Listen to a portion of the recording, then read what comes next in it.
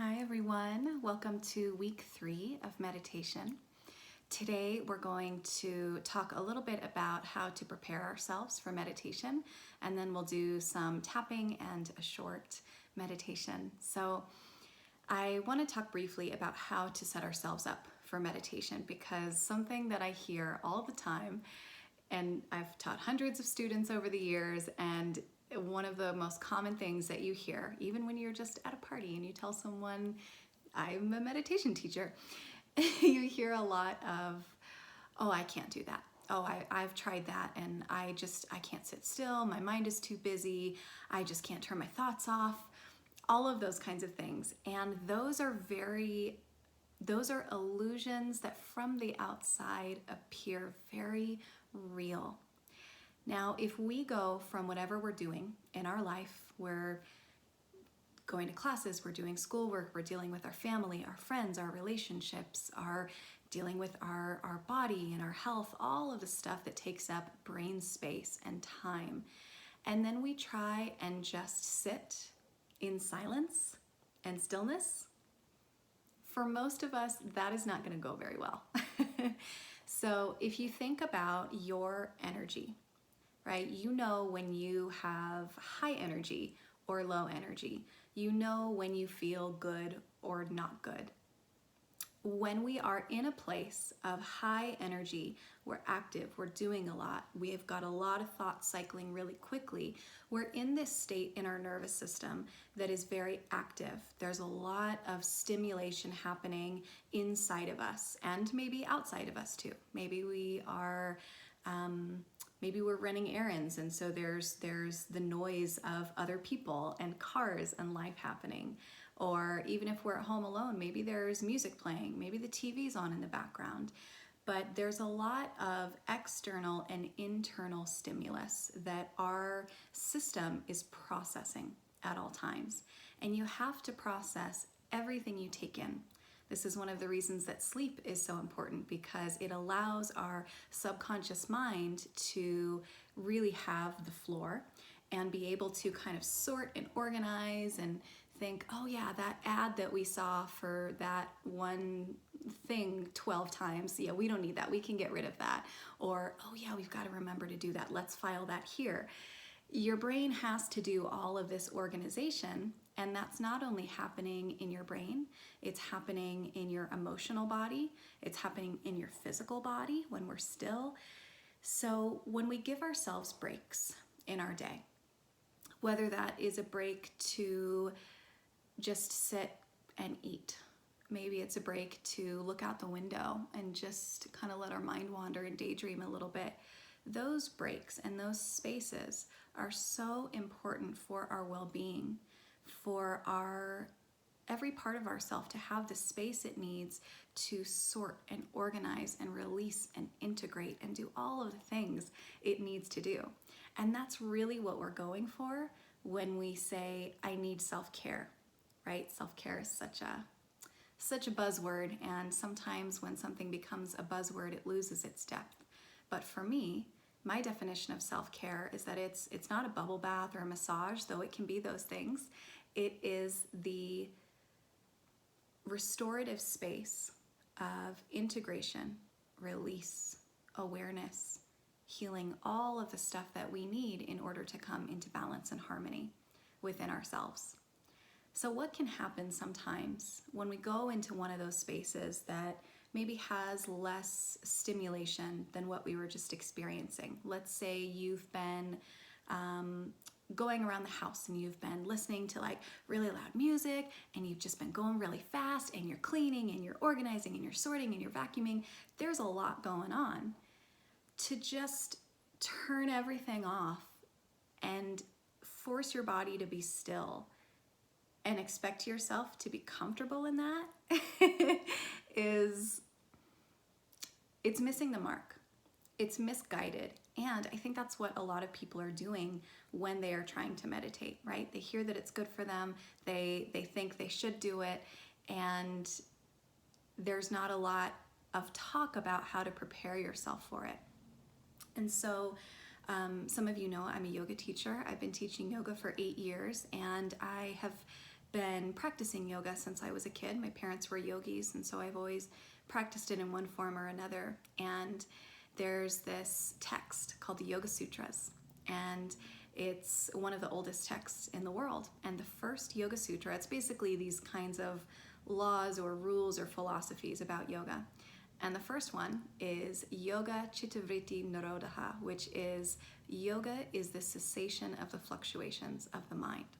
So yoga is really designed to be a kind of technology through which we can create this clearing within ourselves, in which we don't have to force stillness or force silence or force that space where we're just being.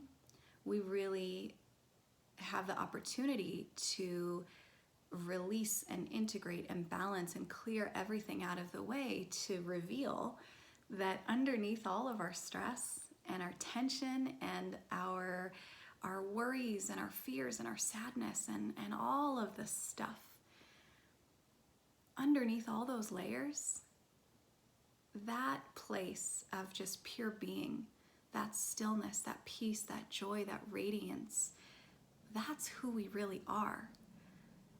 And I think of it sort of like, so it's a cloudy day right now as I'm filming this. And even though from where I sit, it looks gray and cold and heavy outside, behind all of that, the sun is still shining as brilliantly as it would on a hot, sunny day. And it's the same with us. Even when there's stuff that seems really heavy and really, really true, it is true because we're experiencing it. But behind all of it is that being, that peace, that joy. That's always there. So all we have to do is find our way to clear our sky. So for me, it's movement. I put on music and I just move. And maybe maybe it's yoga, maybe I dance, maybe I just like shake and bounce my shoulders and make noises and just do all kinds of weird stuff. But that's just my way. And for some people, their way is going for a run. And then their meditation is sitting on the grass, feeling themselves panting and breathing and feeling the currents of air flowing over their skin and listening to the birds. We all have our own way, but anytime you seek meditation, sometimes we can just drop into that place. Sometimes we can just go straight to stillness and silence. However, if that brings up discomfort, don't force yourself to stay there, because it's just like, you're just kind of, it's like being in like a Chinese finger trap, you know? You can just pull and pull and pull and like, okay, eventually something's gotta happen. And maybe it does, sometimes it does, but we can just go right over all of that, go around it when we move a little bit first. So I want to guide you through some tapping. So for this, you'll want to stand up, and tapping is, you might have heard it called EFT or emotional freedom technique. So just briefly, a little bit about some of the science behind this. So in your body, you have your nervous system. You have your central nervous system that goes from the center of your brain down your spinal column. And then you have your peripheral nervous system. And those are all of your nerves that go out all over your body, down to your fingertips, down to your toes. And they're also quite concentrated in your sense organs, eyes, ears, everything. And when you look at a map of the nervous system, and then you look at a map of the energy meridians from Chinese medicine, traditional Chinese medicine, and then you look at a map of the nadis from yoga and Ayurveda, you see that it's really a map of the same thing. So when we talk about nerves or the nervous system, we're also talking about energy channels. And you can feel that your energy moves through your body in certain ways, right? You can feel that after you, let's say you go for a walk, you can feel blood coursing through your body. You can feel maybe some tingling in your fingers when you haven't moved your body a lot, when there's maybe a stagnancy in energy flow. So one thing that EFT does is that we use our fingertips and we tap on these concentrated centers of nerves and therefore energy. And it has a way of clearing stagnation out. It can offer a lot of release. And it's called emotional freedom technique because in the way that it is traditionally done, and we're going to do it in a little bit of a different way this time. In the way that it's traditionally done, it's designed to be said with a series of mantras, affirmations, statements, whatever you want to call them, that sort of guide you toward the state of being you want to experience.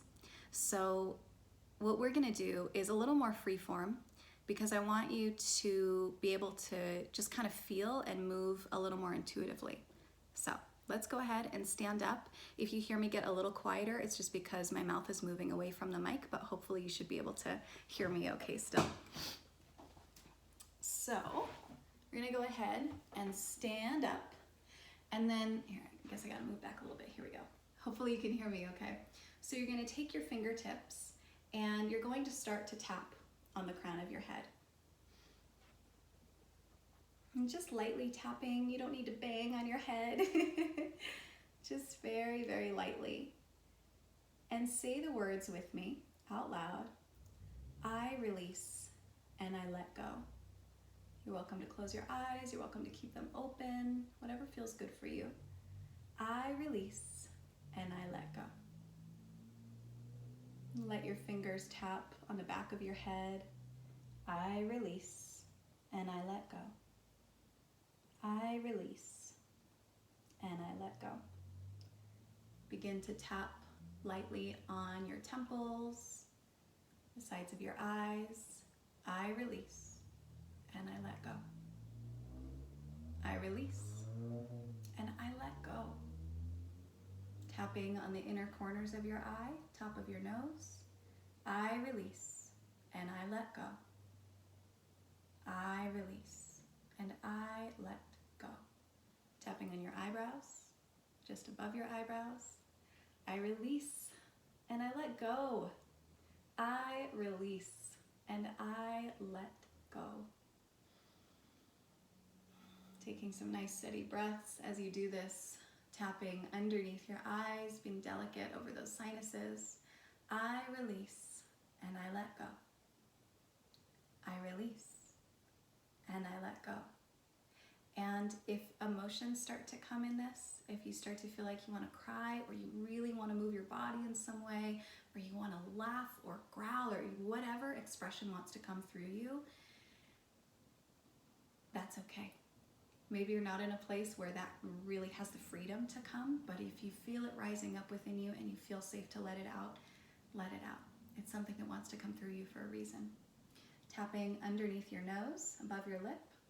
I release and I let go. I release and I let go. Tapping underneath your bottom lip on your chin. I release and I let go. I release and I let go. Tapping under your collarbone. I release and I let go. I release and I let go. I release and I let go. And maybe here as you're tapping on your chest, maybe you move from your fingertips to making fists, pounding on your chest like King Kong, feeling the beat of your heart, feeling the power of your strength. I release and I let go. Letting your heart open. I release and I let go. And from here, I invite you to just tap anywhere on your body you want to. Maybe that's places we already tapped. Maybe you just let your hands explore. Tapping up and down your arms, down your sides. Keeping that mantra with you. I release and I let go. I release and I let go. Down your legs, down your feet, bottoms of your feet. Tapping anywhere and everywhere you feel called to. Even if it feels weird, even if you're not sure what you're doing, just go for it. I release and I let go. I release and I let go. I release and I let go. And let yourself come to a finishing point, tapping some of those final places. Taking some full breaths.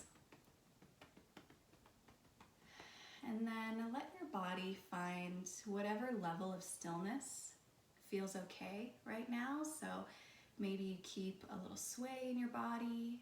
Maybe you can get fully still, but going to the place that feels okay. And take a moment to just notice how you feel. You might feel really clear. You might feel like you have more charge in your system now. There's more energy flowing through you. You might feel like emotion got stirred up and you want to do something with it, or it feels very present. So noticing how you feel in your body, in your mind, in your emotions.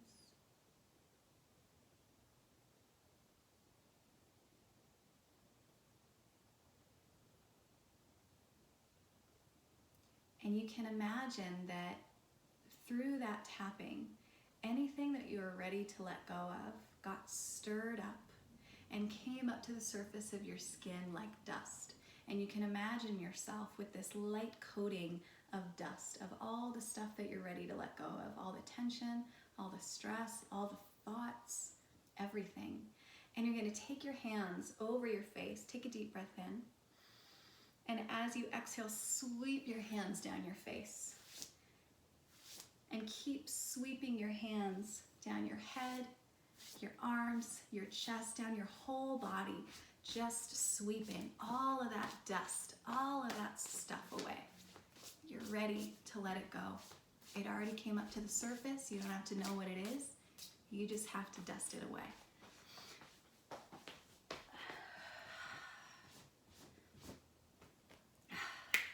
Snap a little bit, clap a little bit, break up that energy around you, shake your hands, shake your head, bounce, do whatever feels good to just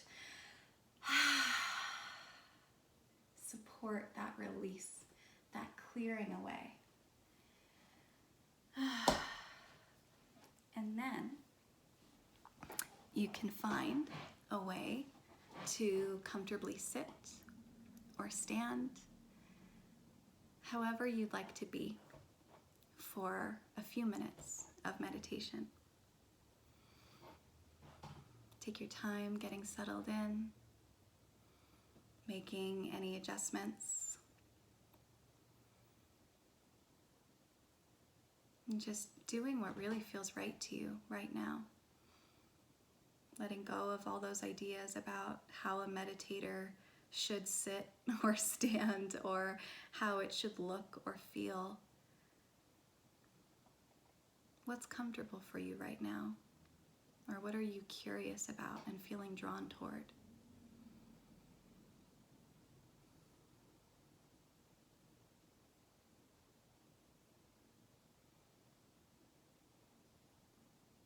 And as your body begins to settle in,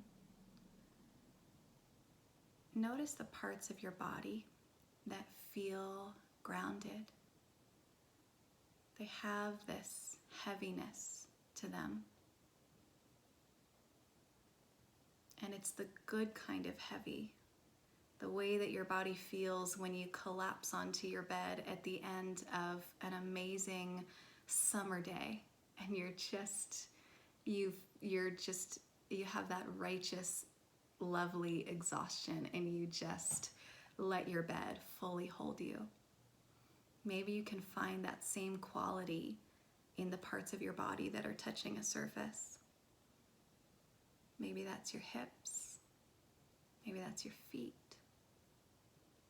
your legs.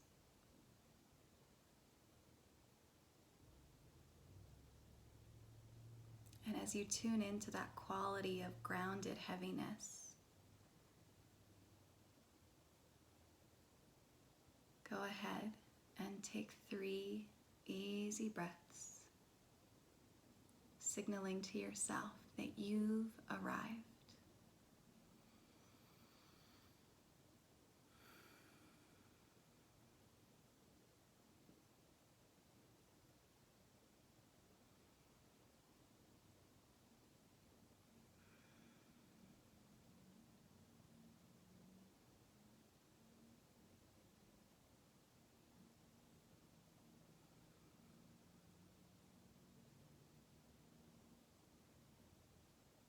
Maybe you close your eyes or let your gaze settle somewhere in your space.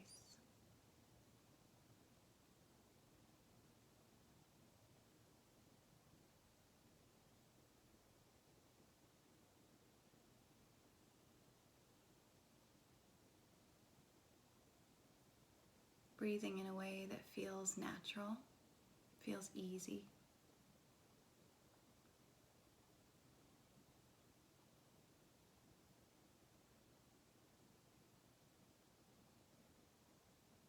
Notice the way that your breath sounds right now.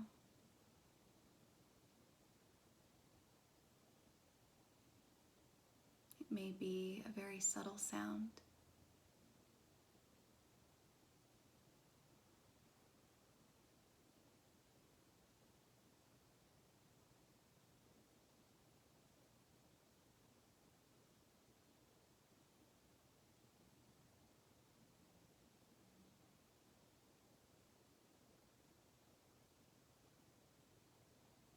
Notice if you're breathing in through your nose or your lips.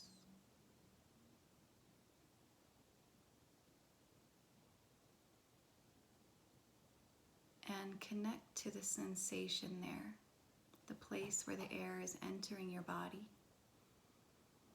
Noticing the temperature of that air.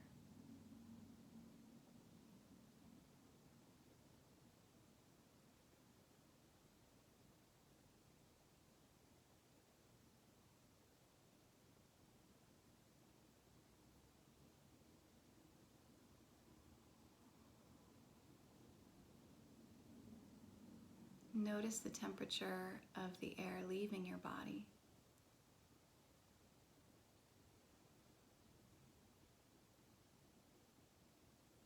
Does it feel warm or cool? Maybe even hot or cold?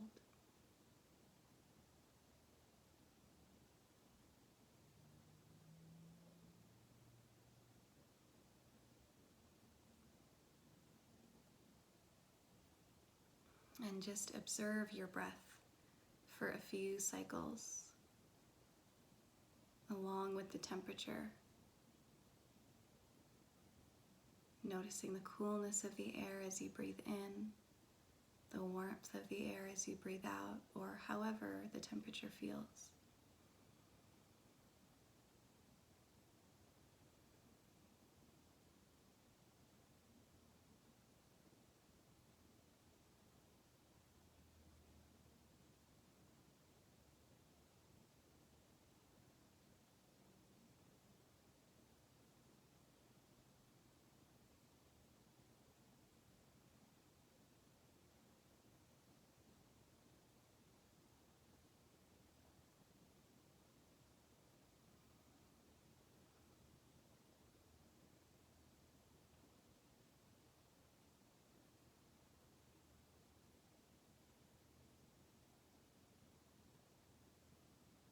We'll begin to transition out of our meditation. So allowing that to begin in whatever way feels right for you. Maybe that's taking a few deep breaths.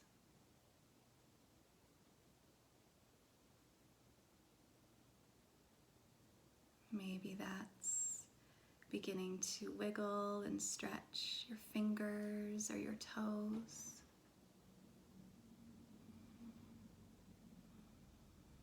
Maybe it's dropping your chin toward your chest and just starting to find some slow, steady circles with your head and your neck.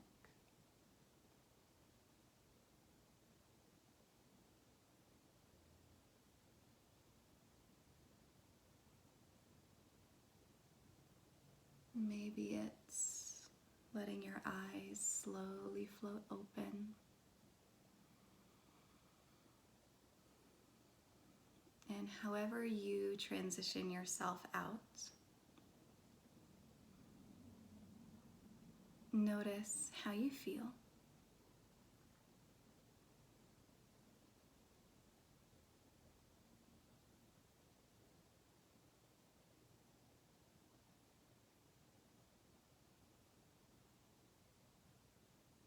And if you could use one word to describe your state right now, what would that be?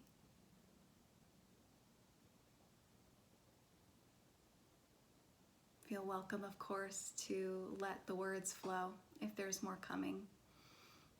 If one word doesn't feel like enough.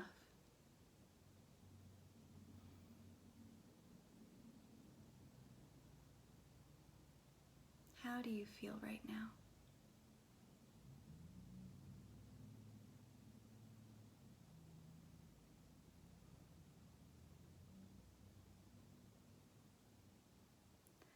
So I encourage you to take a little look at how you feel now compared to how you felt before we started tapping, and how that is different or similar to how you felt before and after previous meditations we've done, where we haven't done a lot of preparation, we've just sort of gone in.